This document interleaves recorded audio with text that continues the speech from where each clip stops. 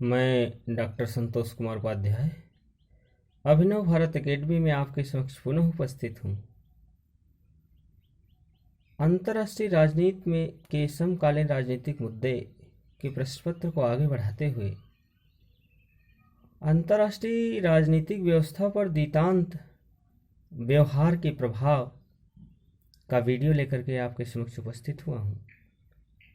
Soviet संघ America तनाव शैथिल्य ने शीत युद्ध के तनावपूर्ण वातावरण को समाप्त किया, शस्त्रीकरण की होड़ को सीमित किया, संयुक्त राष्ट्र संघ के कार्यों को आसान बनाया, परमाणु युद्ध के आतंक से मानव जाति को उन्मुक्त किया और विरोधी विचार प्रणालियों वाले राष्ट्रों में संवाद और मेल मिलाप प्रारंभ करके अंतर्राष्ट्रीय राजनीतिक व्यवस्था में बदलाव प्रस्तुत किया।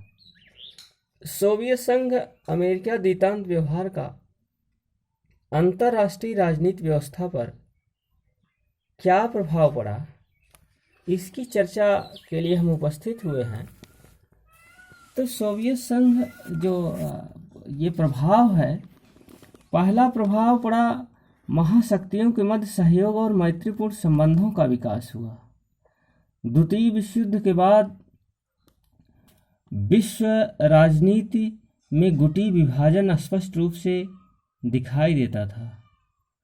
द्वितांत व्यवहार की शुरुआत के बाद महाशक्तियां एवं उसके पिछलग्यू राज्यों में आपसी आदान प्रदान, सामंजस्य और समझौतापूर्ण संबंधों का नया उभरता हुआ आचरण दिखाई देता है।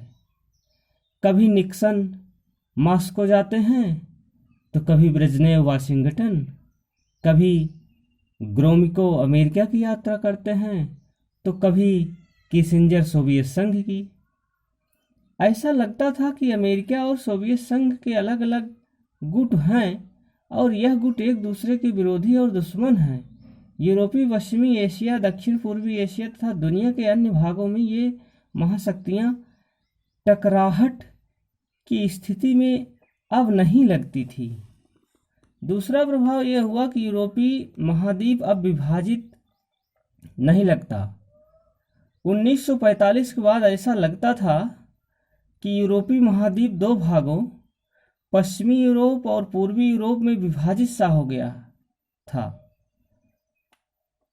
पश्चिमी और पूर्वी यूरोप के देशों में न तो नागरिकों का आदान प्रदान होता था और न व्यापार होता था।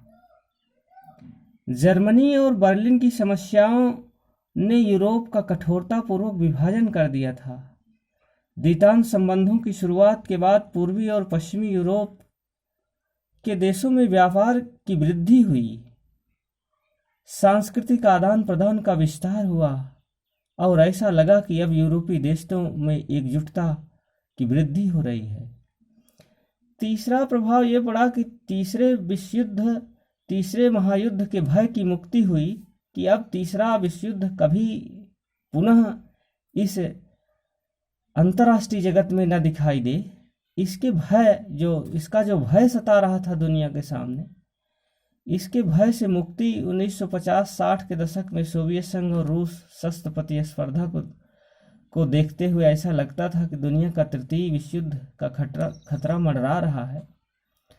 द्वितांत व्यवहार ने इस खतरे को लगभग समाप्त कर दिया। किसी भी संकट के समय सोवियत, रूस, अमेरिकी नेता हॉटलाइन से बात कर सकते थे और आसन्न खतरे में डाला जा सकता था। चौथा प्रभाव था परमाणु शस्त्रों के नियंत्रण के लिए प्रयत्न। शीत युद्ध काल में महाशक्तियों की शक्ति परमाणु शस्त्रों का निर्माण पर लगी हुई थी। द्वितांत व्यवहार के बाद परमाणु शस्त्रों के बारे में महाशक्तियों के रुझान में परिवर्तन आया। परमाणु शस्त्रों की विनाशकारी शक्ति से यूरोपीय संघ और अमेरिका समान रूप से चिंतित प्रतीत हुए। 1972 की साल्ट प्रथम संधि और 1979 की साल्ट द्वितीय संधि वस्तुतः सोवियत, रूस, अमेरिका द्वितांत व्यवहार के ही परिणाम हैं। अगला प्रभाव पड़ा गुटबंदी में लिप्त राष्ट्रों के लिए पर्याप्त स्वतंत्रता। शीत युद्ध के युग में गुटबंदी से लिप्त राष्ट्रों की स्वतंत्र निर्णय शक्ति धूमिल हो गई। उन्हें किसी भी अंतर्राष्ट्रीय प्रश्न पर अपने अपने राष्ट्रीय नेताओं की दृष्टि से सोचना पड़ता था। द्वितांत व्यवहार से जहां एक और पश्चिमी Germany, Japan, France, Philippines, Pakistan जैसे अमेरिकी गुट के संबंध देशों के दृष्टिकोण में पर्याप्त लचीलापन और स्वतंत्रता दिखाई देने लगी, वहीं दूसरी तरफ रोमानिया, पूर्वी जर्मनी, वियतनाम, क्यूबा जैसे सोवियत गुट के संबंध राष्ट्र भी स्वतंत्र दृष्टि से सोचने विचारने लगे थे। द्वितांत व्यवहार का परिणाम था कि पुर्तगाल, पाकिस्तान, रोमानिया जैसे गुट निरपेक्ष आंदोलन में शामिल हो गए। जापान ने अपनी राष्ट्रीय हितों के कारण फरवरी 1972 में मंगोलिया गणराज्य को मान्यता दी और मई 1973 में उत्तरी वियतनाम के साथ भी उसने राजनयिक संबंध स्थापित कर लिए। छठा कारण था संयुक्त राष्ट्र संघ के मंच पर शालीन व्यवहार की प्रवृत्ति। ये भी प्रभाव पड़ा। और डॉक्टर एम एस राजन कहते हैं कि शीत युद्धकाल में संयुक्त राष्ट्र संघ प्रचार, अवहेलना और छीटाकशी का मंच बन गया था।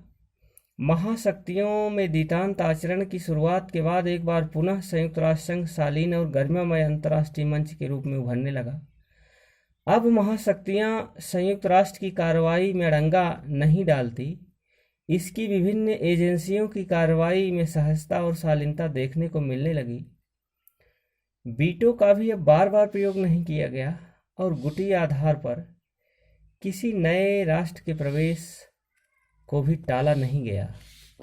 अगला कारण था गुटनिरपेक्षता की प्रासंगिकता पर प्रश्न चिन्ह। कुछ लोगों का विचार है कि गुटनिरपेक्षता शीत युद्ध के संदर्भ में उत्पन्न हुई और पली बढ़ी, इसलिए अब शीत युद्ध में ढील आ जाने के कारण द्वितांत युग में गुटनिरपेक्षता बेईमानी हो गई।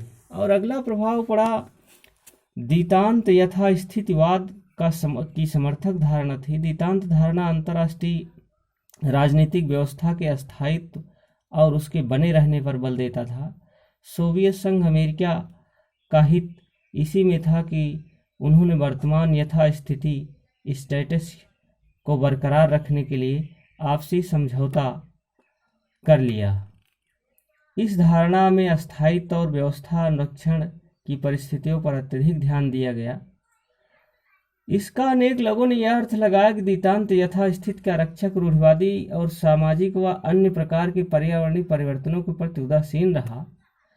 और अगला और अंतिम प्रभाव इसका यह पड़ा, नवा प्रभाव, महाशक्तियों के आचरण में विनय और सद्भाव के लक्षण।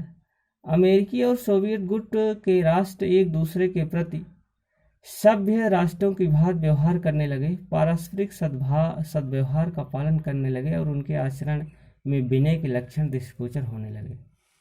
तो इस प्रकार संक्षेप में यह कहा जा सकता है कि द्वितांत के कारण शीत युद्ध ठंडे सहअस्तित्व का रूप धारण कर चुका था और वह अब लावा नहीं उगलता था। द्वितांत संबंधों के विकसित होने से अंतर्राष्ट्रीय राजनीति से शत्रुतापूर्ण युद्धरत स्थिति का अंत हुआ।